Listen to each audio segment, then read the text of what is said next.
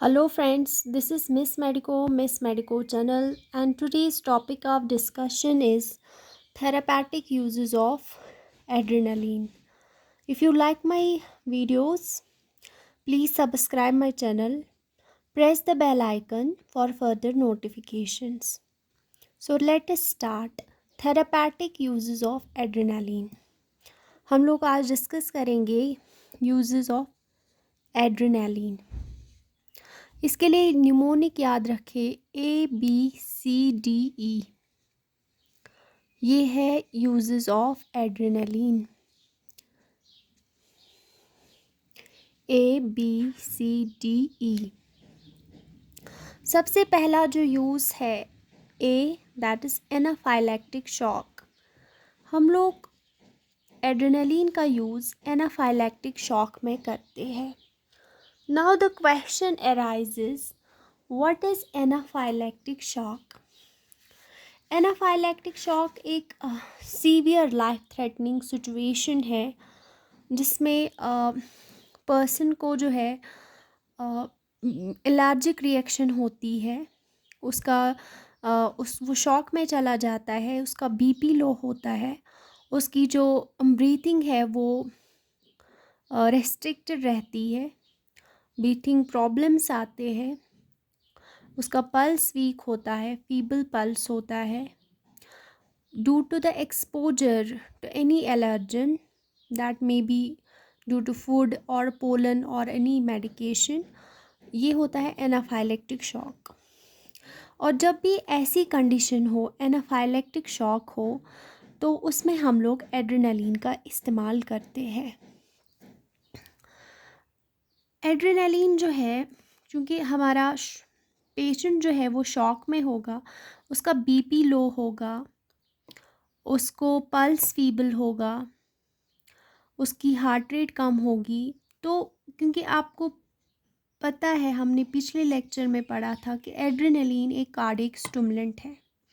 चूँकि हार्ट में beta 1 receptors होते हैं, जब हम एड्रेनलिन देंगे इस एनाफाइलेक्टिक शॉक वाले पेशेंट को, तो उसके हार्ट जो है वो स्टिमुलेट हो जाएगा।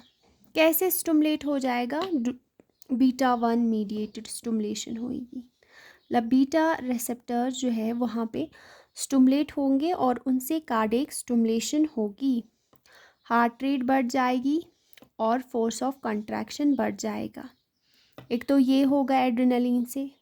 दूसरा जो इसका हमने पता था कि अल्फा 1 रिसेप्टर जो कि स्किन में होते हैं और या पल्मोनरी वेसल्स के जो अल्फा रिसेप्टर्स है, जब एड्रेनलिन उनको देंगे तो वैजो कंस्ट्रिक्शन हो जाएगी, तो जिसकी वजह से पेरिफेरल रेजिस्टेंस बढ़ जाएगी। ठीक है, तो बीपी भी बढ़ेगा। और अल्फा 1 मीडिएटेड वैजो कंस्ट्रिक्शन से एक और चीज़ हो जाएगी कि जो पल्मोनरी म्यूकोजल एडीमा है वो डिक्रीज़ हो जाएगा, क्योंकि वहाँ पे वैजो कंस्ट्रिक्शन है, तो जो भी अंदर की चीज़ें हैं जैसे कि फ्लूइड वगैरह वो कम बाहर निकलेगा, तो लेरेंजियल एडीमा भी डिक्रीज़ होगा। तो ब्रीदिंग प्रॉब्लम भी ठीक हो सकती है अगर हम एड्रेनलिन का यूज़ करेंगे एनाफाइलेक्टिक शॉक वाले पेशेंट्स में। एनाफाइलेक्सिस में हमारा बीपी लो होगा, एलर्जिक रिएक्शन होगी, तो इन सारी चीज़ों के लिए हम लोग एड्रेनलिन का इस्तेमाल करते हैं। और इससे बीटा 1 मीडिएटेड कार्डियक स्टिमुलेशन से और वैजो कंस्ट्रिक्शन जो अल्फा मीडिएटेड है, जो कि एड्रेनलिन की वजह से हुआ है, उस सब से बीपी इंक्रीज़ हो जाएगा और पेशेंट शॉक से बच जाएगा। क्योंकि इसका एड्रेनलिन का काम ये भी है कि ये ब्रोंकोडायलिटेशन करता है, ब्रोंक्यूल्स को रिलैक्स करता है और पल्मोनरी वेसल्स को कॉन्स्ट्रिक्ट करता है। जब वो कॉन्स्ट्रिक्ट होएंगे तो पल्मोनरी एडीमा कम होगा, लेरेंजियल एडीमा कम होगा, जिसकी वजह से ब्रीथिंग आसानी से हो जाएगी, जो कि एनाफाइलेक्टिक शॉक के पेशेंट में देखा जाता है। अब हम कितना यूज़ करेंगे? एड्रेनलिन जो है वो एमरजेंसी ट्राई में एक एमरजेंसी लाइफ सेविंग ड्रग है एड्रेनलिन, और एमरजेंसी ट्राई में मिलता है हमें, जब हमें एनाफाइलेक्टिक शॉक में यूज़ करना होगा, 1:1000 सोल्यूशन के वाइल में हमें मिलता है। इसका मतलब होता है 1:1000 सोल्यूशन का मतलब होता है कि 1 जो है 1:1000 का मतलब ये है कि 1 पार्ट एड्रेनलिन का होगा, 1 पार्ट एड्रेनलिन का होगा, और हमारा जो ये पार्ट है ये हमारा सोल्यूशन होगा। 1 पार्ट का मतलब क्या है? फॉर एग्जांपल अगर 1 ग्राम होगा एड्रेनलिन तो इसका मतलब 1000, सोल्यूशन हमेशा ml में लेते तो 1000 ml सोल्यूशन होगा। हम जानते हैं 1 ग्राम में कितने mgs होते हैं? 1000 mgs। तो 1000 mgs 1000 ml में होंगे, तो 1 mg में 1 ml में कितना एड्रेनलिन होगा? 1 mg। तो इससे हमें पता चलता है, तो हम इसका 1 ml का हाफ यूज़ करते, 0.5 ml यूज़ करते हैं एनाफाइलेक्टिक शॉक में। सिरिंज लाते हैं, 0.5 ml निकालते हैं, 1 mg या 0.5 ml होता है वो, इसका हाफ लेते हैं हम लोग, यूज़ करते हैं एनाफाइलेक्टिक शॉक में। फिर जो रूट है वो है IM, हमेशा IM, क्योंकि अगर हमने एनाफाइलेक्टिक शॉक में IV यूज़ किया तो पेशेंट को एरिथमियाज डेवलप होंगे, क्योंकि ये एड्रेनलिन जो है कार्डियक स्टिमुलेंट है, इसलिए IM लेते हैं, IM यूज़ करते हैं। अगर IM नहीं ले सकते तो सबक्यूटेनियसली ले सकते हैं, but never use it intravenously because it will develop arrhythmias. तो ये था एड्रेनलिन जो कि हम लेते हैं 0.5 ml टू 0.3 से 0.5 ml, जो कि होता है 1:1000 सोल्यूशन के वाइल में आता है एड्रेनलिन, जो कि हम यूज़ करते हैं एनाफाइलेक्टिक शॉक में। ठीक है, ये था एनाफाइलेक्सिस में। ए हो गया हमारा। अब हम बी देखेंगे। ठीक है, बी में हम लोग देखेंगे एड्रेनलिन जो है, B for bronchial asthma. Bronchial asthma में भी हमें यूज़ किया जाता है। ब्रोंकियल एस्मा में होता है हाइपर रेस्पॉन्सिवनेस होती है, जो ट्रैक्योब्रोंकियल ट्री होता है उसमें हमारे जो इम्यून मीडिएटर्स है वो निकलते हैं, जिसकी वजह से वहाँ पे कॉन्स्ट्रिक्शन हो जाती है ब्रोंकियल एस्मा में। अगर एड्रेनलिन का यूज़ करेंगे तो वहाँ पे क्योंकि बीटा 2 रिसेप्टर्स होते हैं लंग्स में, तो ब्रोंको डायलेटेशन होगी और वैज़ो कॉन्स्ट्रिक्शन होगी, क्योंकि अल्फ़ा रिसेप्टर्स होते हैं। ब्रोंकोडायलिटेशन की वजह से वहाँ पे ब्रीदिंग जो है वहाँ पे कॉन्स्ट्रिक्शन रिलीव होगी। वैज़ो कॉन्स्ट्रिक्शन की वजह से वहाँ पे सिक्रीशंस डिक्रीज़ हो जाएंगे और म्यूकोजल एडीमा जो है वो रिलीव होएगा, कॉन्जेस्शन रिलीव होएगा, जो कि हमारे ब्रोंकियल एस्मा में होता है। इसके अलावा एड्रेनलिन देंगे तो इन्फ्लेमेटरी मीडिएटर्स जो है वहाँ पे जो कि निकलते हैं at the time of bronchial ESMA, ये इन्फ्लेमेटरी रिएक्शन ही होती है। अगर हम एड्रेनलिन का सेवन करेंगे ब्रोंकियल एस्मा में तो इनका रिलीज़ जो है मास्ट सेल से डिक्रीज़ होएगा, क्योंकि एड्रेनलिन का काम है इनहिबिट करना। इसको हिस्टामीन का एंटागोनिस्ट कहा जाता है। Adrenaline is histamines antagonist, so it will work against the inflammatory mediators like the histamine and bradykinin, so thereby provide the relief against these kind of reactions which take place during bronchial asthma। ठीक है, उसके अलावा हाँ इसका use किया जाता है cardiac arrest में।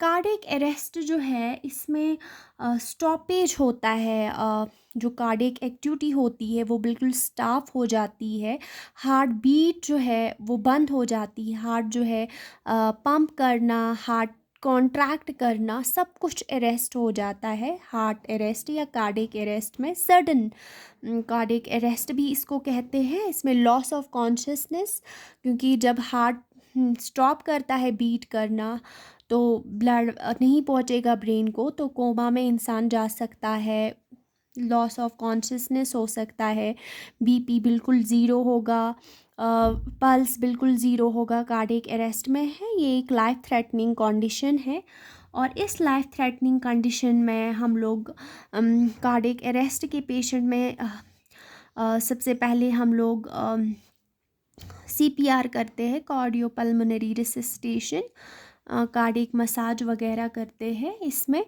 और प्लस हम लोग एड्रेनलिन देंगे इसमें 1:10,000, 1:10,000।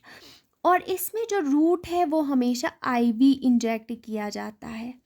इसमें हम इंट्रामस्कुलरली यूज़ नहीं कर सकते, बल्कि हम लोग IV यूज़ करते हैं। लेकिन इसको हम लोग जो हमारा वाइल होता है ना, 1:1000 का वाइल जो आता है एड्रेनलिन का, उसको हम लोग डाइल्यूट करते हैं। उसको हम लोग डाइल्यूट करते हैं, जो 1:1000 में आता है हमारा वाइल एड्रेनलिन का। इस 1000 वाले सॉल्यूशन को लेते हैं और इसको 9 ml डालते हैं नॉर्मल सलाइन, और यही बन जाता है हमारा 1:10,000। और NS से इसको 9 ml NS से डाइल्यूट करते हैं, वही बन जाता है 1:10,000। तो along with supportive measures like cardiac massage वगैरह, तो हम लोग इसको IV यूज़ करते हैं। और यूज़ करते हैं हम लोग 0.1 mg/ml, ठीक है। वो वही बन जाता है 1:10,000 जो है वो बन जाता है 0.1 mg/ml हम लोग यूज़ करते हैं कार्डियक अरेस्ट में एड्रेनलिन का। तो कार्डियक अरेस्ट जो है सडन हार्ट बीट का अरेस्ट होना, एसिस्टोल हार्ट का होना, इसमें नो BP होता है, नो पल्स, बिल्कुल जो हमारे ऑर्गन्स हैं उन तक ब्लड नहीं पहुंचता है। तो उस सारी कंडीशन में हम लोग एड्रेनलिन का यूज़ करते हैं। और इसमें हम लोग IV दे सकते हैं, क्योंकि इसमें पेशेंट तो वैसे ही मर रहा होता है, उसको तो हमें बचाना है, चाहे एरिथमियास डेवलप हो जाए या कुछ और हो जाए, लेकिन पेशेंट को वापस लाना है उस सिचुएशन में। तो हम लोग इसका यूज़ करते हैं। फिर है D, मतलब B हो गया, C हो गया। D is what, duration of local anaesthesia. हम लोग एनेस्थीसिया मतलब एड्रेनलिन का यूज़ लोकल एनेस्थेटिक के तौर पर कर सकते हैं। और उसकी ड्यूरेशन, अगर हमने कोई भी एनेस्थीसिया दिया हो, लोकल एनेस्थीसिया, तो एड्रेनलिन जो है, क्योंकि इसका वैज़ो कॉन्स्ट्रिक्शन इफ़ेक्ट है, वैज़ो कॉन्स्ट्रिक्शन इफ़ेक्ट की वजह से अगर हमने कोई एनेस्थेटिक ड्रग यूज़ किया होगा, तो वहाँ पे वेसल्स में अल्फ़ा 1 कॉन्स्ट्रिक्शन होगी एड्रेनलिन से। तो जिसकी वजह से उस वाले हम लोग लिग्नोकेन लेंगे या कोई और एनेस्थीसिया लेंगे, लोकल एनेस्थीसिया, तो उसकी जो एब्जॉर्प्शन है इसकी वजह से पुअर हो जाएगी। तो जब इसकी एब्जॉर्प्शन, लिग्नोकेन की एब्जॉर्प्शन पुअर होएगी, तो एनेस्थीसिया जो लोकल एनेस्थीसिया है उसका ड्यूरेशन प्रोलॉन्ग हो जाएगा। Duration of the local anaesthetic agent जो है वो प्रोलॉन्ग हो जाएगा। ये है इसका यूज़ एड्रेनलिन का। इसको हम लोग locally duration of local anaesthesia को इंक्रीज़ करने के लिए यूज़ कर सकते हैं। इसके अलावा चूँकि इसका वैज़ो कॉन्स्ट्रिक्शन इफ़ेक्ट है, तो एपिस्टैक्सिस, E फॉर एपिस्टैक्सिस, तो ये लोकल हेमियोस्टैटिक है, हीमोस्टैटिक एजेंट है हमारा एड्रेनलिन। तो हम लोग इसका यूज़ कर सकते हैं इन एपिस्टैक्सिस। तो वहाँ पे एपिस्टैक्सिस में जो वेसल्स है वो लीक आउट होती है, तो उनको बिल्कुल वैज़ो कॉन्स्ट्रिक्शन की वजह से वो ब्लीडिंग को कंट्रोल कर सकता है।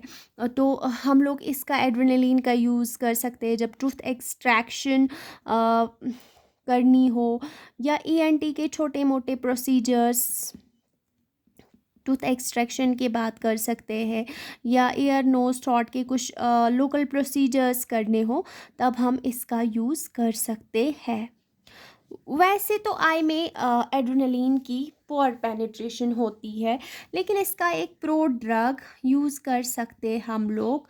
Pro drug, DRUG, pro drug, जिसको हम लोग बोलते हैं